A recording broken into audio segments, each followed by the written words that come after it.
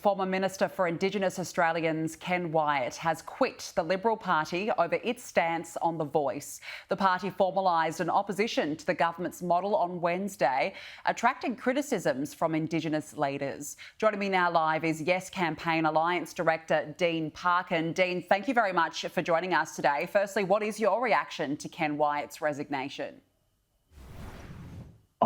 I think at the moment the reaction is thoughts with Ken. Obviously, it's been a very difficult decision for him over the last couple of days with the developments of the decision of his former party to oppose The Voice in the referendum. So, obviously that's a very, very tough decision, but it shows, I think, how important this is to people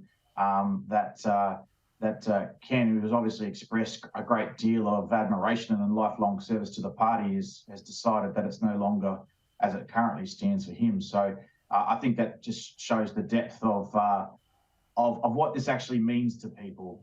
This is well above the normal day-to-day politics. There's a lot more at stake here than just what we normally see. And when you hear some of those concerns from the Liberal Party, for example, in their stance for The Voice, what more can be done to bring members of the party and other critics of The Voice on board? Well, I think that's the really important thing to remember here, that the announcement that came this week was from a very small subset, really, of the Liberal Party more broadly. We know that there are a lot of other members of the party, people who affiliate with the party, that are actually genuinely in support of the referendum and want to see a yes vote on The Voice. So firstly, it's important to understand that we're talking only really here about the parliamentary part of the party, and that there's a much broader community here that have consistently said that this is something they want to get behind and support. So that's the group that we'll be focusing on. We'll be making sure that they feel supported and feel confident about continuing to support The Voice, because regardless of your political affiliation, this has always been about the broader Australian community, and we'll continue to adopt our approach that we want to welcome as many people into this as possible. Where do you feel the referendum is at now, particularly given that lack of bipartisanship? Has that been a setback for the Yes campaign? Well, we've always said that bipartisanship is something that we'd like to see, but it is not a precondition for the success of the referendum.